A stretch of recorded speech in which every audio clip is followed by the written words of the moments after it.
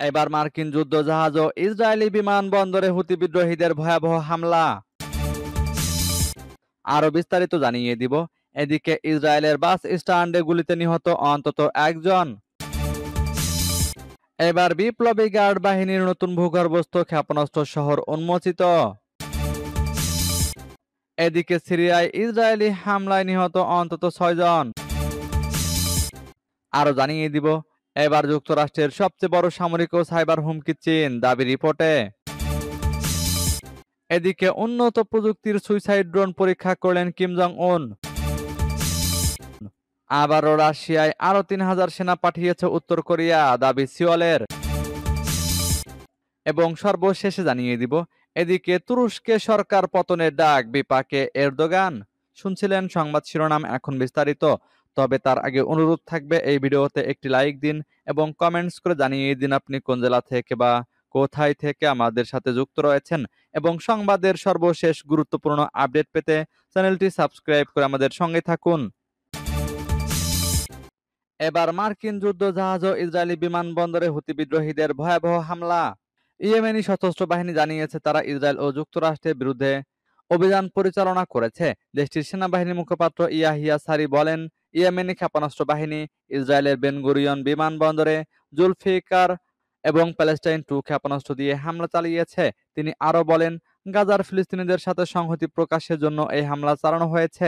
সারি উল্লেখ করেছেন, ইয়েমেনের সশস্ত্র বাহিনী লোহিত সাগরে মার্কিন বিমানবাহী রণতরী হ্যারি এস ট্রুম্যান এবং তার সাথে থাকা বেশ কয়েকটি যুদ্ধজাহাজকে লক্ষ্য করে বেশ কয়েকটি ব্যালিস্টিক এবং ক্রুজ ক্ষেপণাস্ত্র এবং ড্রোন ব্যবহার করেছে।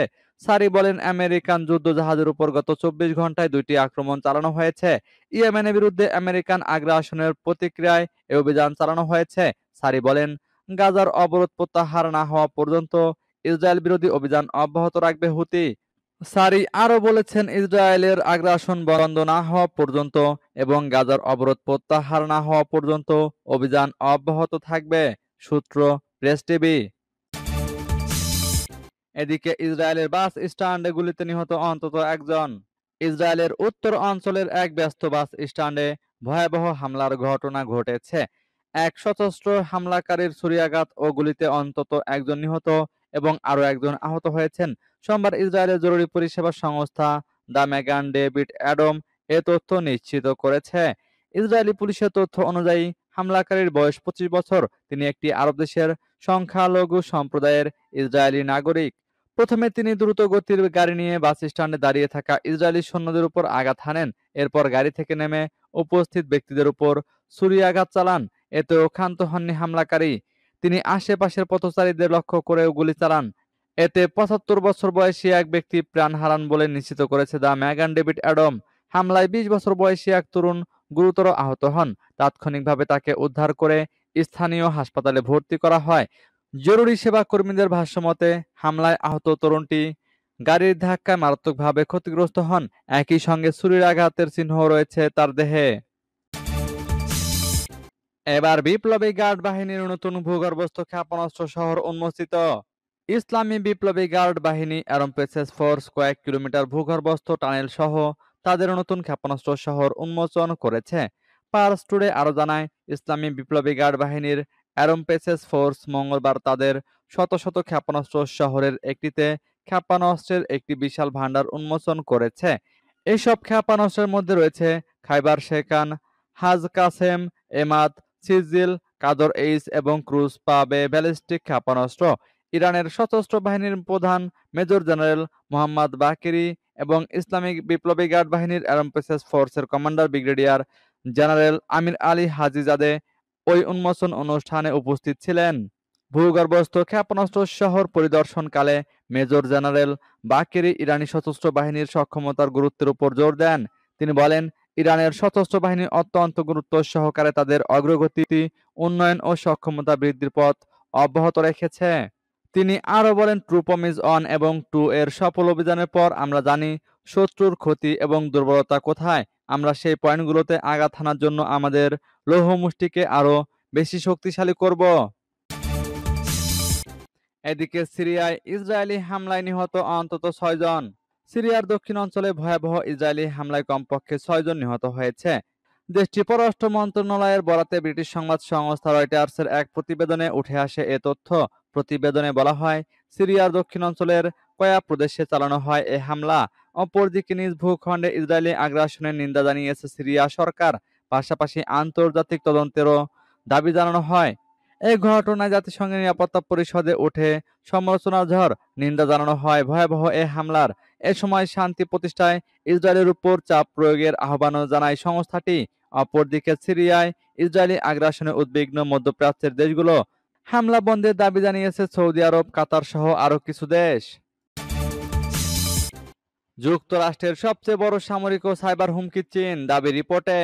মার্কিন গোয়েন্দা সংস্থাগুলোর প্রকাশিত এক প্রতিবেদনে বলা হয়েছে, চীন যুক্তরাষ্ট্রের সবচেয়ে বড় সামরিক ও সাইবার হুমকি হিসেবে রয়ে গেছে। মঙ্গলবার প্রকাশিত বার্ষিক হুমকি মূল্যায়ন প্রতিবেদনে বলা হয়েছে, বেইজিং তাইওয়ান দখলের জন্য তার সামরিক সক্ষমতা বাড়াচ্ছে, যদিও অগ্রগতি স্থিতিশীল হলেও অসমান। প্রতিবেদনে বলা হয়, চীন যুক্তরাষ্ট্রের উপর প্রচলিত অস্ত্র দিয়ে হামলা চালানোর সক্ষমতা রাখে। সাইবার হামলার মাধ্যমে মার্কিন অবকাঠামোকে বিপর্যস্ত করতে পারে এবং মহাকাশে যুক্তরাষ্ট্রের সম্পদের উপর হামলা চালাতে পারে। পাশাপাশি 2030 সালের মধ্যে বিশ্বে শীর্ষ এআই ক্ষমতা অর্জনের পরিকল্পনা নিয়ে এগোচ্ছে বেইজিং। রাশিয়া, ইরান, উত্তর কোরিয়া ও চীন সম্মিলিতভাবে যুক্তরাষ্ট্রকে চ্যালেঞ্জ করার জন্য সচেতন প্রচেষ্টা চালিয়ে যাচ্ছে। বিশেষ করে ইউক্রেন যুদ্ধ থেকে রাশিয়া পশ্চিমা অস্ত্র ও গোয়েন্দা কৌশল সম্পর্কে গুরুত্বপূর্ণ অভিজ্ঞতা অর্জন করছে, যা বৃহৎ পরিসরে যুদ্ধে কাজে লাগাতে পারে বলে প্রতিবেদনে উল্লেখ করা হয়। প্রতিবেদনটি এমন সময় প্রকাশিত হয়েছে যখন প্রেসিডেন্ট ডোনাল্ড ট্রাম্পের গোয়েন্দা কর্মকর্তারা মার্কিন সিনেটের গোয়েন্দা কমিটিতে সাক্ষ্য দেওয়ার প্রস্তুতি নিচ্ছেন।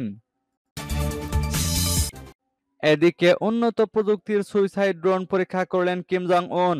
উত্তর কোরিয়ার নেতা কিম জং উন নতুন ধরনের আত্মঘাতী এবং নজরদারি ড্রোনের পরীক্ষা পর্যবেক্ষণ করেছে, যা কৃত্রিম বুদ্ধিমত্তা প্রযুক্তি দ্বারা চালিত। বৃহস্পতিবার দেশটির রাষ্ট্রীয় সংবাদ সংস্থা কোরিয়ান সেন্ট্রাল নিউজ এজেন্সি এ তথ্য জানিয়েছে। বিশ্লেষকদের মতে, পিয়ংইয়ং এর সামরিক শক্তি বৃদ্ধি পেছনে রাশিয়ার সঙ্গে তার ক্রমবর্ধমান সহযোগিতা বড় ভূমিকা রাখতে পারে।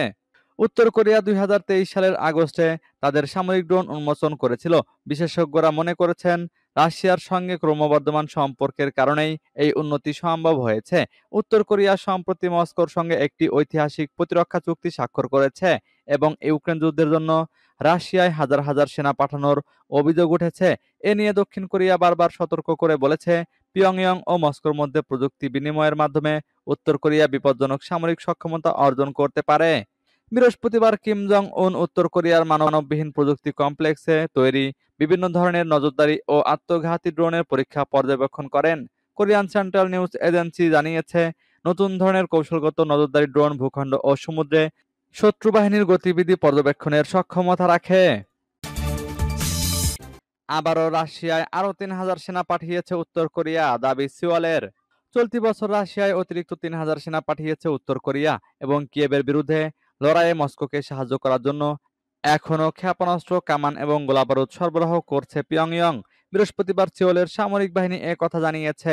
দক্ষিণ কোরিয়ার সামরিক বাহিনী জানিয়েছে, উত্তর কোরিয়া এবছর ইউক্রেনে মস্কোর যুদ্ধের জন্য রাশিয়ায় অতিরিক্ত 3000 সেনা পাঠিয়েছে। 2022 সালে ইউক্রেনে মস্কোর আক্রমণের পর থেকে ঐতিহ্যবাহী মিত্র রাশিয়া এবং উত্তর কোরিয়া আরও ঘনিষ্ঠ হয়েছে।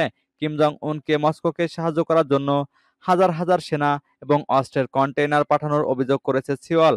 এদিকে মস্কো বা পিয়ংইয়ং কেউই আনুষ্ঠানিকভাবে সেনা মোতায়েনের বিষয়টি নিশ্চিত করেনি। তবে গত বছর রুশ প্রেসিডেন্ট ভ্লাদিমির পুতিন যখন উত্তর কোরিয়ায় বিরল সফর করেছিলেন, তখন উভয় দেশ একটি বিশাল সামরিক চুক্তিতে স্বাক্ষর করেছিল, যার মধ্যে পারস্পরিক প্রতিরক্ষা সহযোগিতার কথাও ছিল। দক্ষিণ কোরিয়ার জয়েন্ট চিফ অব স্টাফ বলেছেন, জানুয়ারি থেকে ফেব্রুয়ারির মধ্যে অতিরিক্ত 3000 সেনা পাঠানো হয়েছে বলে অনুমান করা হচ্ছে। এদিকে তুরস্কে সরকার পতনের ডাক, বিপাকে এরদোগান। তুরস্কের প্রেসিডেন্ট রিসেপ তাইপ এরদোগানের বিরুদ্ধেও জনরোষ তীব্র হচ্ছে। এবার ইস্তানবুলের মেয়র এক্রেম ইমামোগলুর মুক্তির দাবি ভিন্ন দিকে মোড় নিচ্ছে। সরকার পতনের ডাকও আসছে এই আন্দোলন থেকে। টানা 8 দিন ধরে চলছে বিক্ষোভ। এবার রাজপথ থেকে সরকার পতনের ডাক দিয়েছে তুরস্কের বিশ্ববিদ্যালয়ের শিক্ষার্থীরা। বিক্ষোভ থেকে 1,500 মানুষকে আটক করেছে এরদোগান সরকার। এরদোগান বিক্ষোভকারীদের হুঁশিয়ারি দিয়েছেন। তিনি বলেছেন, অস্থিতিশীলতা সৃষ্টিকারীদের কোথাও জায়গা হবে না। তবে বিক্ষোভ দমনে পুলিশের বল প্রয়োগ ও ব্যাপক ধরপাকড়ের নিন্দা জানিয়েছে জাতিসংঘ সহ বৈশ্বিক মানবাধিকার সংগঠনগুলো। তুরস্কের প্রধান বিরোধী দল রিপাবলিকান পিপলস পার্টিও ইস্তাম্বুলের সিটি হলের সামনে বিক্ষোভ করেছে। গত সপ্তাহে বুধবার ইমামোগ্লুকে গ্রেপ্তার করা হলে তার সমর্থকেরা রাজপথে নামেন। শুরু হয় আন্দোলন। ইমামোগ্লুর বিরুদ্ধে দুর্নীতির অভিযোগ আনা হয়েছে। ইমামোগ্লুর দাবি, তার বিরুদ্ধে রাজনৈতিক উদ্দেশ্য প্রণোদিতভাবে এই অভিযোগ আনা হয়েছে। তবে এরদোগান এ দাবি নাকচ করেছেন। ইস্তাম্বুলের বিভিন্ন বিশ্ববিদ্যালয়ের শিক্ষার্থীরাও রাজপথে নেমেছেন। তারা সরকার পতনের দাবি জানান। ফলে এরদোগানের বিপদ বাড়ছে বলেই মনে করছেন রাজনৈতিক বিশ্লেষকরা। তারা মনে করছেন পরিস্থিতি সামাল দিতে এরদোগানকে হিমশিম খেতে হবে। সূত্র বিবিসি, রয়টার্স ও আল জাজিরার।